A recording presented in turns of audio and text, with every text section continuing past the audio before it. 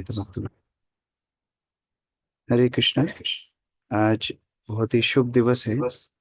आज श्री गदाधर पंडित का आविर्भाव दिवस है। गदाधर पंडित जो पंच तत्वों में से एक हैं, लोग प्रतिदिन उनके नाम का आश्रय लेके हरिनाम शुरू करते हैं। और ये गदाधर पंडित श्रीमती राधा रानी के अवतार है। हम जानते हैं कि चैतन्य महाप्रभु अवतार लेते हैं, जो स्वयं कृष्ण है, राधा रानी के भाव को लेकर के उनके भाव को समझने के लिए अवतार लेते हैं। तो राधा रानी भी विचार करती हैं कि देखते हैं कैसी एक्टिंग करते हैं ये। तो राधा रानी उनको देखने के लिए गदाधर पंडित के रूप में आती है।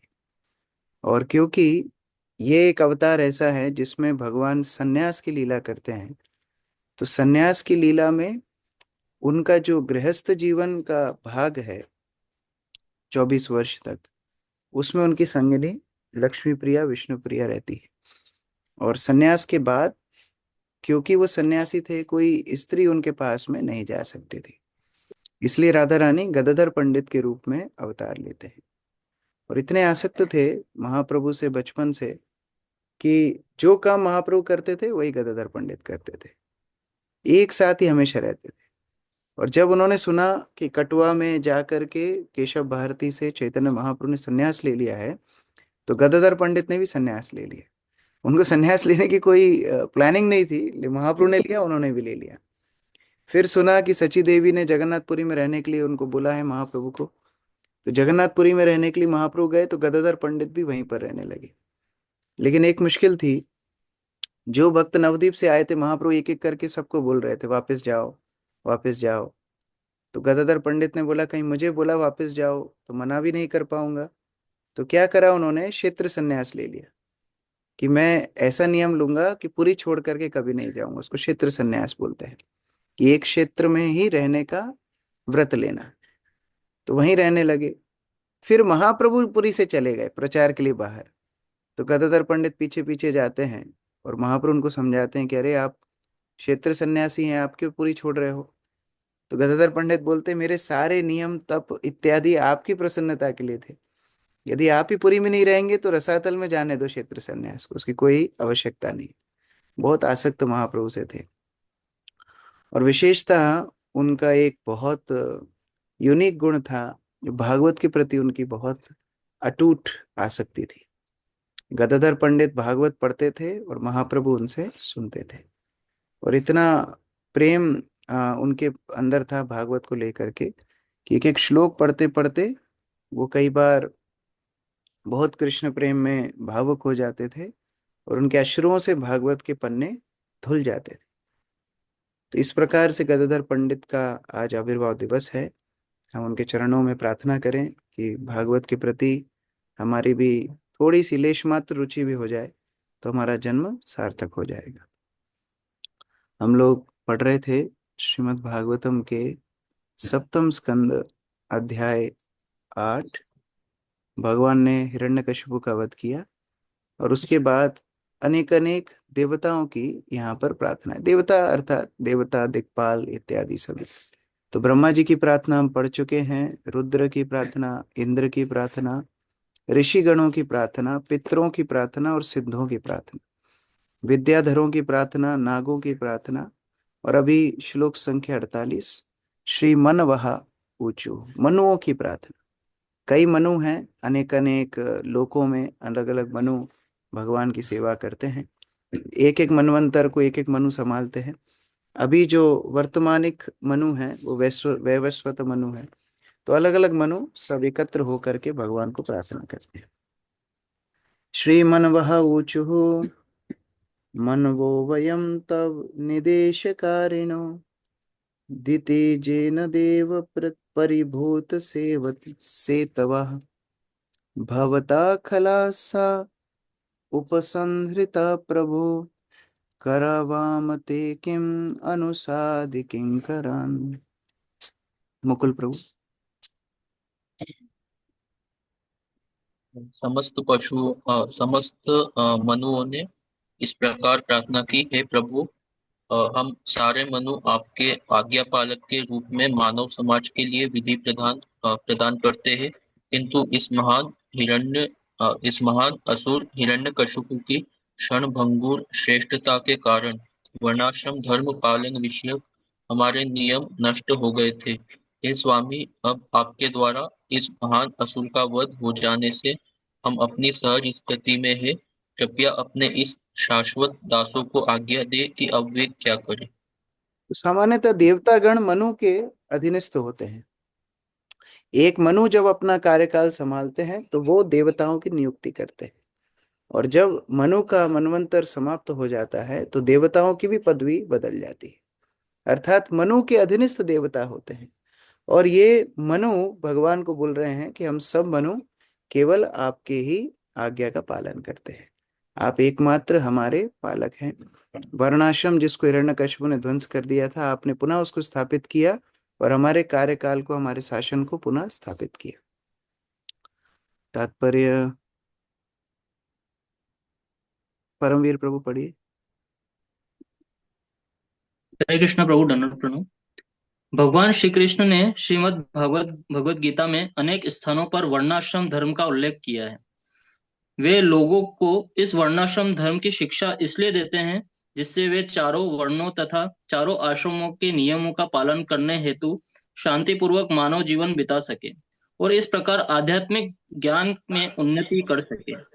मनुओं ने मनु संहिता का संकलन किया। संहिता का अर्थ है वैदिक ज्ञान तथा मनु शब्द यह बताता है कि इस ज्ञान को देने वाले मनु हैं। ये मनु कभी तो परमेश्वर के अवतार होते हैं और कभी शक्तिविष्ट जीव है। बहुत काल पूर्व भगवान श्री कृष्ण ने सूर्यदेव को उपदेश दिया था। ये मनु सामान्यतः सूर्यदेव के पुत्र होते हैं। इस ऐसे प्रकार यहाँ पर बता रहे हैं कि कैसे ये मनवंतर, अर्थात जो एक मनु का कार्य क्षेत्र है, कार्यकाल है, इसको संचालित करने के लिए मनु वर्णाश्रम का उपदेश देते हैं। और वर्णाश्रम चल रहा है कि नहीं ये सुनिश्चित करते हैं मनु, और उसी को मनु संहिता भी बोला जाता है। मनु संहिता अर्थात मनु के उपदेश। अभी मनु संहिता हो सकता है कई छन्न रूप में मिल रही हो, लेकिन प्राकृत मनु संहिता मतलब जहां भगवान को केंद्र में रख के वर्णाश्रम की स्थापना की जाए। अमित प्रभु पढ़िए। कृष्ण बाबू जी, धन्यवाद प्रणाम। बाबू जी थोड़ा स्क्रॉल नीचे करेंगे। अतएव श्री कृष्ण ने अर्जुन से भगवत गीता की महत्ता बताते हुए कहा, इम विवस्वते योगम प्रोक्तवानम अहम अव्ययम विवस्वानम मनवे प्राह। यह उपदेश सूर्यदेव को दिया, विवस्वान ने सूर्यदेव को दिया, जिन्होंने इसे अपने पुत्र मनु को दिया। मनु ने जो विधि प्रदान की वह मनु संहिता कहलाती है और इसमें मनुष्य किस तरह जीवन यापन कर सके इसके विषय में वर्ण तथा आश्रम पर आधारित आदेश है। यह अत्यंत वैज्ञानिक जीवन विधियां हैं, लेकिन हिरण्यकशिपु जैसे असुरों के शासन में मानव समाज छिन्न होकर निम्न से निम्नतर होता जाता है। इस तरह विश्व में कहीं शांति नहीं रह जाती। निष्कर्ष यह निकलता है कि यदि हम मानव समाज में शांति तथा व्यवस्था चाहते हैं तो हमें मनु संहिता में दिए गए नियमों का पालन करना चाहिए, जिसकी पुष्टि भगवान श्री कृष्ण ने की है। तो जितना नियम तोड़ेंगे उतना ही जीव कष्ट में रहेगा, जितने नियम का पालन करेगा उतना ही आनंद में रहेगा। और यहाँ पर जो नियम बताए जा रहे हैं वो नियम भगवान की संतुष्टि के लिए वर्णाश्रम संबंधी नियम है। अभी प्रजापति। श्री प्रजापत्यः ऊचुः प्रजेशा वयं ते परेश विसृष्टा नायेन प्रजा वै सृजमो निषिद्धः स एष त्वाभिन्न वक्ष्यानुशेते जगन्मंगलम सत्वमूर्ते वृतारः। राम कुमार प्रभु पढ़िए। कृष्ण प्रभु जी, सादर प्रजापतियों ने इस प्रकार स्तुति की, हे परमेश्वर, ब्रह्मा तथा शिव के भी पूरा सारे प्रजापति आपके द्वारा दी गई आज्ञा के पालन के लिए उत्पन्न किए गए हैं।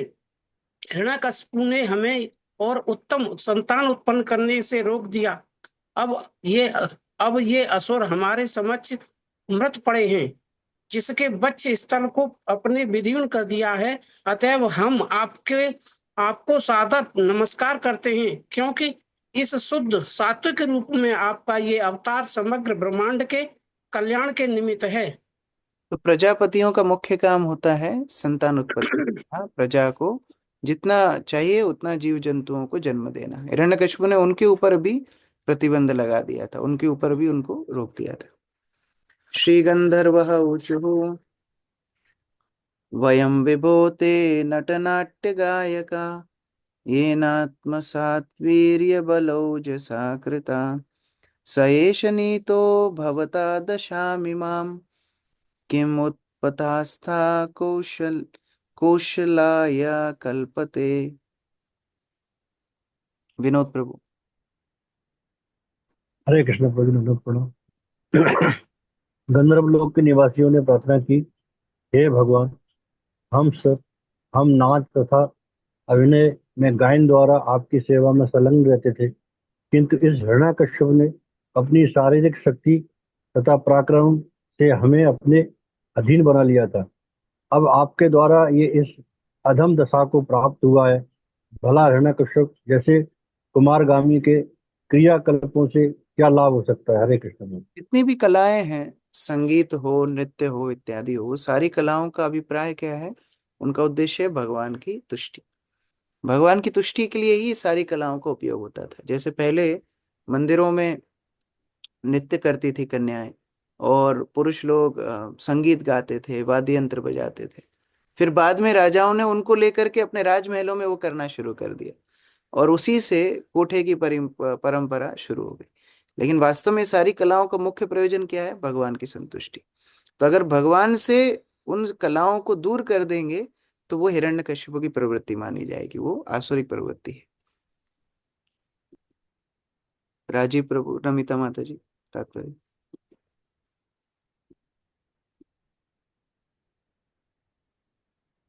परमेश्वर का अत्यंत आज्ञाकारी सेवक बनकर कोई अत्यंत शक्तिशाली, प्रभावशाली तथा तेजवान बन जाता है, किंतु कुमारगामी असुरों का पतन हिरण्यकश्यप के समरूप होता है। भले ही हिरण्यकश्यप जैसे व्यक्ति कुछ काल तक अत्यंत शक्तिमान रहते हैं, किंतु पूर्ण पुरुषोत्तम भगवान के आज्ञाकारी दास यथा देवता सदैव शक्तिशाली बने रहते हैं। भगवत कृपा से वे हिरण्यकश्यप के प्रभाव पर विजय पाते हैं। श्रीचारणा ऊचुः हरे तवांग्री पंकजम भवापवर्गम आश्रिता यदेश साधुरिच्छयस त्वया सुरा समापिता। राजुल पढ़ो।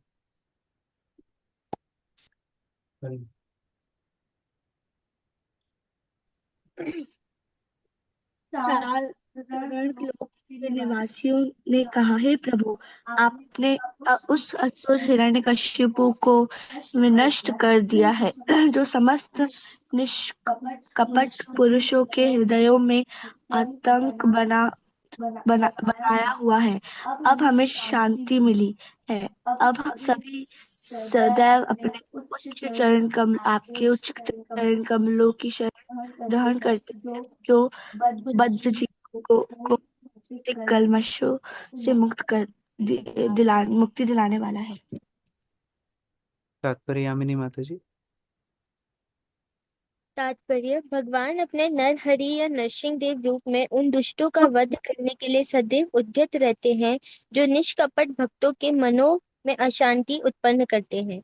भक्तों को कृष्ण भावनामृत आंदोलन का प्रसार करने के लिए संसार भर में अनेक संकटों तथा अवरोधों से का सामना करना होता है, किंतु जो आज्ञाकारी दास भक्ति पूर्वक भगवान का उपदेश देता है और उसे यह जान लेना चाहिए कि नरसिंह देव सदैव उनके रक्षक होते हैं।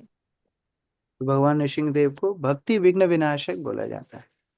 जितने भी भक्ति में विघ्न आते हैं, जितने भी अनर्थ आते हैं, उन सब का शमन भगवान नरसिंह देव करते हैं। तो कई बार ये प्रश्न आता है कि हम तो राधा कृष्ण के उपासक हैं, फिर नरसिंह आरती क्यों रोज गाते हैं, नरसिंह देव की अर्चना आराधना क्यों करते हैं? कारण यही है कि यद्यपि हमारे गंतव्य राधा कृष्ण के चरण हैं, लेकिन उनके चरणों का आश्रय लेने में जितने भी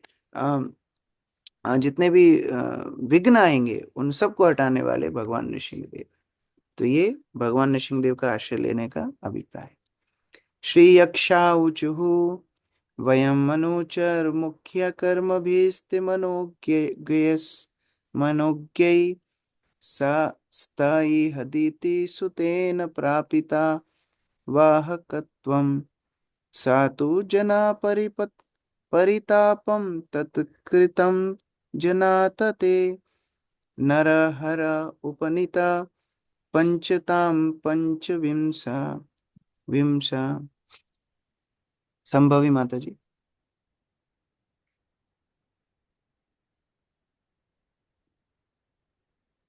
मानसी राधा माता जी।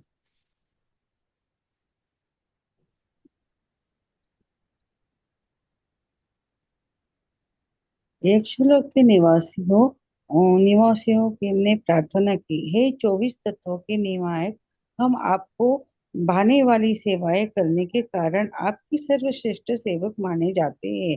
फिर भी दीप्ति पुत्र हिरण्यकशिपु के आदेश पर हमसे पालकी ढोने का कार्य लिया जाता है। हे नरसिंह देव, आप ये जानते हैं कि इस असुर ने किस तरह सबों को कष्ट पहुंचा है, किंतु अब आपने इसका वध कर दिया है और इसका शरीर पंच तत्वों से में मिल गया है। ये जो यक्ष होते हैं वो भगवान की संपत्ति के द्वारपाल होते हैं। एक तरह से प्रकृति की जितनी वस्तुएं उनको रक्षा करने की जिम्मेदारी यक्ष की होती है, और जितना भी धन इत्यादि होता है देवताओं का, उनकी भी ये रक्षा यक्ष करते हैं। इसलिए आपने महाभारत में वो सुना होगा, जब युधिष्ठिर महाराज की वार्तालाप होती यक्ष से होती है, वो जो सरोवर की रक्षा कर रहा था यक्ष कर रहा था। तो इतनी बड़ी जिम्मेदारी भगवान ने उनको दी है, लेकिन ये हिरण्यकशिपु क्या करवाता था, उनसे पालकी डुबवाता था। तो भक्त लोग ये सारे कार्य सहन करते हैं, लेकिन भगवान सहन नहीं करते। तो भगवान ने फिर हिरण्यकशिपु का वध किया, और ये अपनी कृतज्ञता अर्पित कर रहे हैं कि भगवान आपने उसको मार करके हमें उस कार्य से मुक्त कराया। प्रीति माता जी। तात्पर्य: परमेश्वर 10 इंद्रियों, 5 भौतिक तत्वों, 5 इंद्रिय विषयों, मन, बुद्धि, मिथ्या, अहंकार तथा आत्मा के नियामक है। अतएव उन्हें पंचविश अर्थात 25वां तत्व कहा गया है। यक्षलोक के निवासी समस्त सेवकों में श्रेष्ठ माने जाते हैं, किंतु हिरण्यकशिपु उनसे पालकी उठवाता था। संपूर्ण ब्रह्मांड हिरण्यकशिपु से संतप्त था, किंतु अब जब उसका शरीर 5 तत्वों पृथ्वी, जल, अग्नि, वायु तथा आकाश में विलीन हो रहा था, तो सबको शांति हुई। हिरण्यकशिपु की मृत्यु से यक्ष उन पुरुषोत्तम भगवान की सेवा में लग गए। इस प्रकार उन सब ने श्री भगवान के प्रति कृतज्ञता प्रकट की और उनसे प्रार्थना की। हरे कृष्ण। श्री किम पुरुषः उच्चुः वयं किम पुरुषस्त्वं तु महापुरुष ईश्वर अयं कुपुरुष नष्टो धिक्कृतः साधुभिर्जदा। जय प्रभु।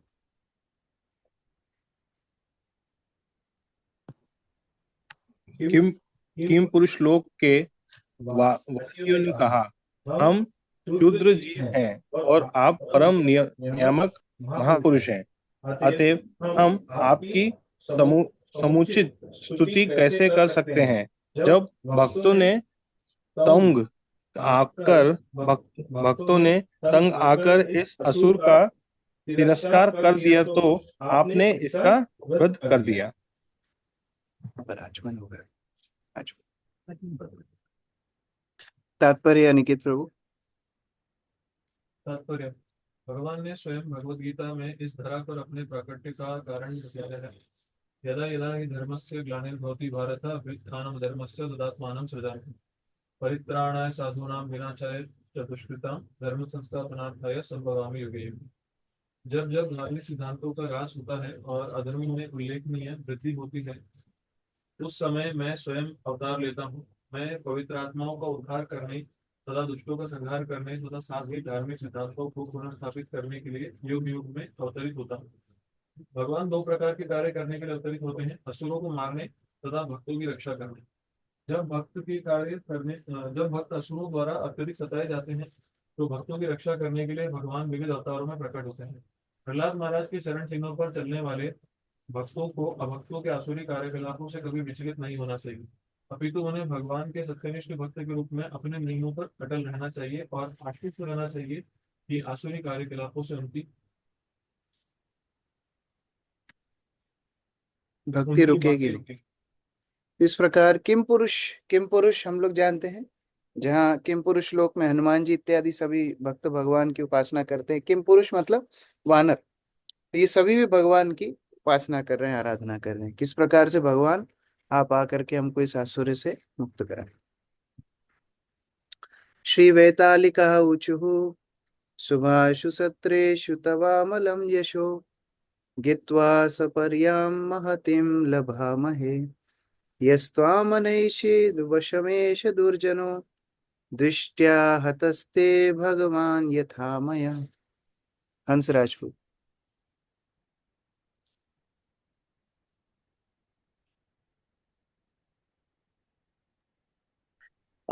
बेतालिक लोक के निवासियों ने कहा, हे प्रभु, सभाओं तथा यज्ञ स्थलों में आपके विमल यश का गायन करने के कारण प्रत्येक व्यक्ति हमें आदर प्रदान करता था, किंतु इस असुर ने हमारे उस पद को छीन लिया था।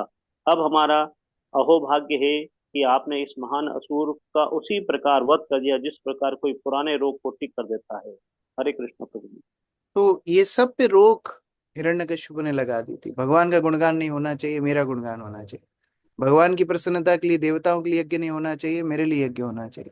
तो ये सारे कार्य हिरण्यकशिपु करता था। श्री किन्नर ऊचुः वयमेष किन्नर गणस्तवानुगा दितिजेन विष्टम अमुनानुकारिता भवता हरे सा वृजिनो वसादितो नृसिंहनाथ विभवाय नो भव। जगदानंद प्रभु।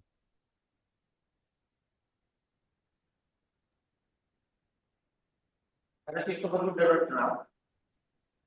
किन्नरों ने कहा, हे परम नित्या, हम आपके सतत सेवक हैं, लेकिन आपकी सेवा में युक्त न होकर हम निरंतर सभी इस असुर की बैरागी बिना परिश्रमिक की सेवा में लगाए गए थे। अब आपने इस पापी का वध कर दिया है, अतः हे नरसिंहदेव, हे स्वामी, हम आपको सादर नमस्कार करते हैं। तत्पर करके हम हमारे संरक्षक बने रहे। ये सब आर्टिस्ट लोग हैं, कोई गाने वाले, बजाने वाले, संगीतकार, नृत्यकार। तो ये सभी को हिरण्यकशिपु ने अपनी सेवा में लगा दिया था। सभी प्रसन्न हो रहे हैं, पुनः हम भगवान आपकी सेवा में नियुक्त हो। अंतिम प्रार्थना है, विष्णु पार्षद कर रहे हैं, जो भगवान के ही पार्षद वैकुंठ लोक से आकर के भगवान की प्रार्थना। श्री विष्णु पार्षदा ऊचुः अद्वैतधारिणा नररूपमद्भुतं ते दृष्टं न शरणाद सर्वलोकशर्म सोऽयं ते विधिकर ईश विप्रशप्तस्यतेदं निधानम् अनुग्राह्य विद्मः। अभय प्रभु पढ़िए।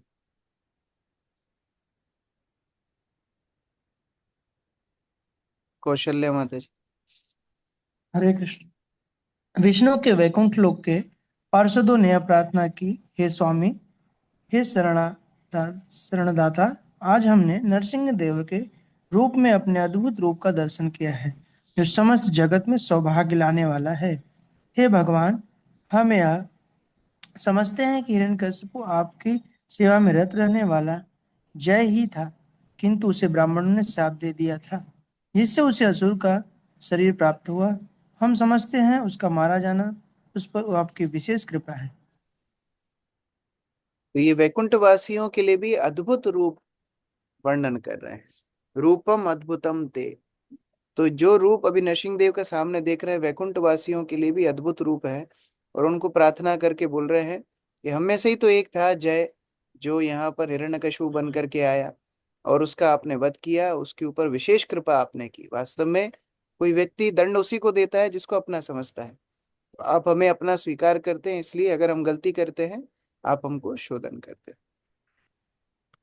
ओजस्विनी माता जी। आप करें। हिरण्यकशिपु का इस धरा पर आविर्भाव तथा भगवान के शत्रु के रूप में कार्यशील रहना पूर्व नियोजित था। जय तथा विजय को सनक सनंद कुमार सनंदन तथा सनातन नामक ब्राह्मणों ने शाप दिया था, क्योंकि इन दोनों ने चारों कुमारों को रोका था। भगवान ने अपने इन सेवकों को दिए गए शाप को स्वीकार किया। वे भौतिक जगत में जाने और श्राप से मुक्त होने पर वैकुंठ लोक पर वापस आने के लिए राजी हो गए। यद्यपि जय तथा विजय अत्यंत उद्विग्न थे, लेकिन भगवान ने उन्हें सलाह दी कि वे शत्रु की तरह कार्य करें, जिससे 3 जन्मों के बाद वे वापस आ सकें। अन्यथा सामान्य तौर पर 7 जन्म लेने पड़ते हैं। इस आदेश पर जय तथा विजय ने भगवान के शत्रुओं की भूमिका निभाई, और अब जब वे दोनों मृत थे तो समस्त विष्णु दूतों ने समझा कि भगवान द्वारा हिरण्यकश्यप का वध एक प्रकार से उस पर विशेष कृपा थी। इस प्रकार श्रीमद् भागवत के सप्तम स्कंद के अंतर्गत भगवान नरसिंह देव द्वारा असुर राज का वध नामक 8वें अध्याय के भक्ति वेदांत तात्पर्य पूर्ण हुई। हरे कृष्ण।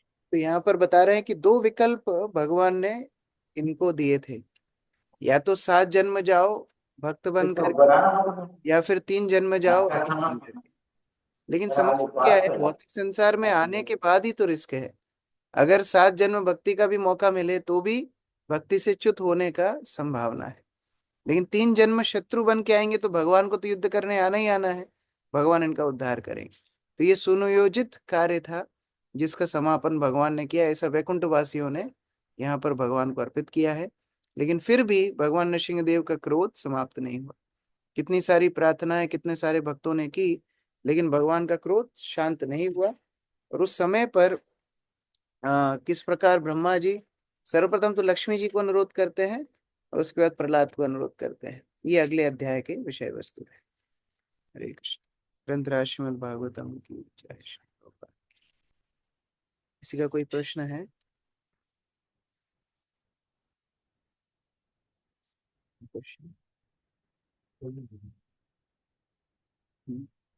अनम्यूट कर लो। हरे कृष्ण।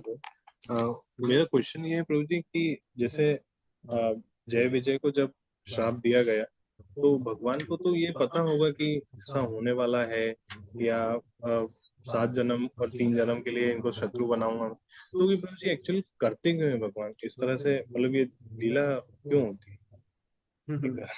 लीला के दो मुख्य उद्देश्य हैं। एक, भगवान का आनंद। सर्वप्रथम भगवान का आनंद, अपने आनंद के लिए लीला करते हैं। तो कोई व्यक्ति क्यों रिक्रिएशन करता है? आनंद के लिए। इसलिए भगवान लीला करते हैं, यहाँ पर आते हैं। और दूसरा, जीवों को अपने प्रति आकृष्ट करने। अगर भगवान यहाँ लीला ही नहीं करते तो हम चर्चा क्या कर रहे होते हैं? वैकुंठ की कितनी लीला पता है अपन को? जितनी लीला पता है यहाँ जो भगवान ने की वो लीला पता है, वहां की लीला नहीं पता है। क्योंकि वहां का जो कुछ कार्यकलाप है सिद्ध, जो उनके नित्य संगी है उनके लिए। लेकिन यहाँ आके लीला करते हैं जिससे हम भगवान से आकृष्ट हो सके, उनकी भक्ति कर सके। हरे कृष्ण। हरे कृष्ण, दंडवत प्रणाम। प्रभु जैसे आप बताते हैं कि जो श्रीमद् भागवतम में जो प्रार्थनाएं हैं वो श्रीमद् भागवतम के प्राण है, तो किस किस किस टाइप की जो प्रार्थना होती है वो उसका उच्च स्तर की है, या किस टाइप की प्रार्थना हमारे को सबसे सर्वश्रेष्ठ बन जाती है? तो बहुत तरह की प्रार्थनाएं हैं भागवत में। जो प्रार्थनाएं हैं सबका स्तर एक जैसा नहीं है। कुछ प्रार्थनाएं मिश्रित प्रार्थनाएं भी हैं। जैसे यहाँ पर जो प्रार्थनाएं आई, कई कहीं पर उधर में मिश्रण दिख रहा है कि हमको पालकी उठानी पड़ रही थी, आपने हमको मुक्त करा दिया। हम अपना राजभवन में नहीं रह पा रहे थे, आपने उधर मुक्त करा दिया। तो ये थोड़ी एक मिश्रित प्रार्थनाएं हो गई। अभी प्रहलाद की प्रार्थना आएंगी वो शुद्ध प्रार्थना है। तो ऐसे कुछ प्रार्थनाएं हैं, जैसे कुंती महारानी की प्रार्थनाएं हैं, गोपियों की प्रार्थनाएं हैं, पृथु महाराज की प्रार्थनाएं हैं, ध्रुव की प्रार्थनाएं। तो ये सारी प्रार्थनाएं फिर शुद्ध स्तर पर।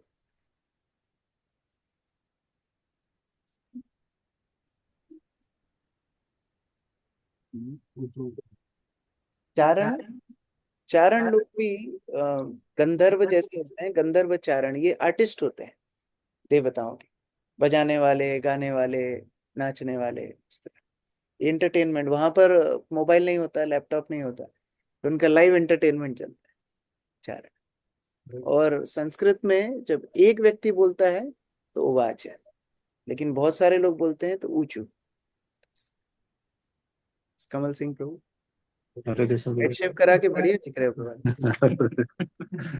प्रभु जी मैं ये पूछ रहा था कि जब भगवान द्वारपाल नियुक्त करे तो वहां तो कोई था ही नहीं ना, ये द्वारपाल का और ये कहाँ, उसके पहले तो कोई जीव था ही नहीं। द्वारपालों का वास्तव में वैकुंठ में द्वारपाल की आवश्यकता ही नहीं तो ये फिर ये रचना क्यों रची भगवान की, देवरों की? वास्तव में। ऐसा नहीं है। भगवान अपने सेवकों को मौका देते हैं सेवा करने का। भगवान को कोई भी सेवा की आवश्यकता नहीं है। वहां पर जैसे झाड़ू लगाने की आवश्यकता, क्या धूल तो होती नहीं है, फिर भी माता लक्ष्मी झाड़ू लगाती रहती है। तो ये अवसर भगवान देते हैं, ठीक है तुमको कुछ सेवा करना है तुम ये कर लो, जरूरत तो कुछ है नहीं। लेकिन भगवान, जैसे हम शुरुआत में ही पढ़ रहे थे, भगवान को वीर रस आस्वादन करना था। माता लक्ष्मी पूछती है, अरे तुम इतने कोमल से हो, लड़ाई वड़ाई करना जानते हो क्या? हाँ जानता तो हूँ, लेकिन मुझसे लड़ाई करना मेरे परिकर ही कर पाएंगे, मेरे भक्त ही कर पाएंगे, क्योंकि असुरों का दमन तो मैं वैसे ही कर दूंगा, वहां रस नहीं मिलेगा। अब किसको भेजें किसको भेजें, तो वही दोनों शायद पास में दिखे होंगे, भगवान ने सोचा इनको ही भेज देते हैं लड़ाई के लिए। उस तरह से जय विजय। ओके हंसराज प्रभु। हरे कृष्णा प्रभु जी। प्रभु जी, भगवत गीता में भगवान बोलते हैं समस्त कारणों के कारण श्री कृष्ण भगवान है। हम्म तो फिर अभी जो विश्व में अशांति फैल रही है, जो युद्ध हो रहे हैं, और ये अभी जो जम्मू कश्मीर में जो ये हुआ है, हम्म तो ये सब क्या भगवान के उससे होता है क्या प्रभु जी? भूख का कारण क्या होता है? किसी व्यक्ति को भूख लगती है, उसका कारण क्या है? उसका कारण उसके पेट में कुछ नहीं है। वो कुछ क्या नहीं है, भोजन ही है ना। हाँ, भोजन। तो भोजन नहीं होना भूख का कारण है। तो एक तरह से भोजन भूख का कारण हुआ। जी जी। लेकिन भोजन का कारण होना मतलब अनुपस्थिति कारण है। उसी तरह भगवान सारी सृष्टि के कारण है, और जितनी अराजकता फैल रही है उसके कारण ही भगवान है। कैसे? क्योंकि वहां हमने प्रेजेंट नहीं रख रखा भगवान को, भगवान को गायब कर दिया। तो भगवान क्योंकि वहां नहीं है, उसका कारण है इतनी अराजकता फैल रही है। एक और अच्छा, उदाहरण देता भगवान हूँ। नहीं। जैसे मानो आपकी बिल्डिंग का चौकीदार, आपकी जी। बिल्डिंग में चोरी हुई, आप किस पे इंजाम लगाओगे? ये चौकीदार की वजह हाँ। से हुआ, बोस हो गया था। उसने तो चोरी नहीं हम्म, की, लेकिन उसके अच्छा। ना होने से चोरी हो गई। तो इस तरह से अच्छा वो अच्छा। कारण हुआ। तो हाँ भगवान जी सबके जी। कारण है, लेकिन इसका मतलब नहीं भगवान अराजकता फैला रहे हैं। भगवान को क्योंकि हमने समाज से दूर कर दिया, अराजकता फैल रही है। इस तरह भगवान कारण है। ठीक है जी जी। ठीक है। हरे कृष्ण प्रभु जी। राजू। यादों को गायब होने का समय मिला था तो हम्म, बहुत अच्छा प्रश्न है। कयादू को संग मिला, लेकिन भक्त क्यों नहीं बनी? भागवत में ही उल्लेख आता है, क्योंकि कयादू का मन दूसरी दिशा में था। उसका मन था हिरण्यकशिपु के पास, नारद मुनि के पास नहीं था। इसलिए हम लोग जब गुरु पूजा गाते हैं, क्या गाते हैं? गुरु मुख पद्म वाक्या चित्ते ते करिया। चित्त लगाना पड़ेगा, attention should be in the words of spiritual master. अगर मन घूमता रहेगा अलग अलग जगह में, तो फिर क्या होगा? एसोसिएशन नहीं ले पाएगा। तो एसोसिएशन तीन तरह से होता है। एक होता है शरीर का एसोसिएशन, जैसे गुरु के पास गए, प्रणाम किया, दंडवत किया, उनके पास बैठ गए, ये भी एक एसोसिएशन, लेकिन वो उत्तम नहीं है। दूसरा होता है मन का एसोसिएशन, अटेंटिवली हम लोग सुन रहे हैं, जितना गुरु बोल रहे हैं उसको हम ग्रहण कर रहे हैं, ये मन का एसोसिएशन, मानसिक। और फिर तीसरा होता है आध्यात्मिक। आध्यात्मिक मतलब अब गुरु की चेतना को स्वीकार कर लिया, अभी वो जहां भी जाएगा गुरु को ही चिंतन करेगा, वो बेस्ट एसोसिएशन। प्रहलाद महाराज ने बेस्ट एसोसिएशन की। बसंत प्रभु। हरे कृष्णा प्रभु जी, धन्यवाद प्रणाम। प्रभु जी, आपने जो अभी इससे पहले प्रश्न का उत्तर दिए थे, तो हमसे भी कई लोग पूछते हैं। तो मैं इतना अच्छा तो नहीं बता पाया, पर प्रभु जी थोड़ा कंफर्म कर रहे थे कि हम तो ये सोच रहे थे कि जो सारे कलेक्टिव कर्मा का आप बताए थे, तो सभी लोग वहां पे पहुंचे और वो लोगों ने भी कई सारे मुर्गे को काटे होंगे, जानवरों को काट काट के खाए होंगे। तो फिर वो जो व्यक्ति है वो नेक्स्ट बर्थ में वो बन करके शायद ये कर रहे होंगे। हरे कृष्णा प्रभु, थोड़ा। हाँ अच्छा, वो जो आप उसका बोल रहे हो, संसार में इतनी समस्याएं क्यों रही उसका? वो जो वो जो वहाँ का जम्मू कश्मीर में कुछ जो घटना घटित हुई थी, तो एक साथ इतने सारे लोगों को उन्होंने मार दिए, तो कहीं ना कहीं हम ये भगवान बात को। सही है, लेकिन फिर भी वैष्णवों को अनुकंपा होनी चाहिए। जैसे मान लो अस्पताल में कोई बच्चा आता है अपना पैर तोड़ करके, डॉक्टर उसको पहले डांटता नहीं है कि तुमने पैर क्यों तोड़ा, अभी मैं तुम्हारा इलाज नहीं करूंगा, तुम्हारी तो गलती होगी, गिर गए होगे तुम। डॉक्टर उसका इलाज करता है। तो वैष्णव यद्यपि जानते हैं कि अपने कर्म के अनुसार ही भोग रहे हैं, लेकिन फिर भी वैष्णव क्रूरता से उनको वचन नहीं करते, अरे तुम तो तुम्हारे कर्म भोग रहे हो, तुम अब जाओ गड्ढे में, हमारी भक्ति हम करेंगे। ऐसा नहीं, वैष्णव कंपैशनेट होते हैं। ठीक है, अभी ये जीव किसी कारण से कर्म बंधन में है, मैं इसको मदद कैसे कर सकता हूँ, ये चिंतन वैष्णव करते हैं। जी ठीक है।